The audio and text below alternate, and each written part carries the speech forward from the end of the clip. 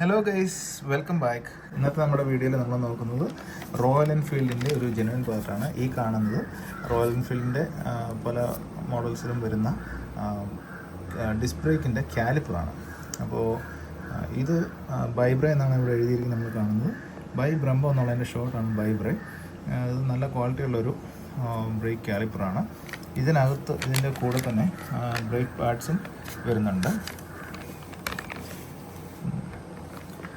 അപ്പോൾ ഇതിൻ്റെ പ്രൈസ് കാര്യങ്ങളൊക്കെ നമുക്കൊന്ന് നോക്കാം.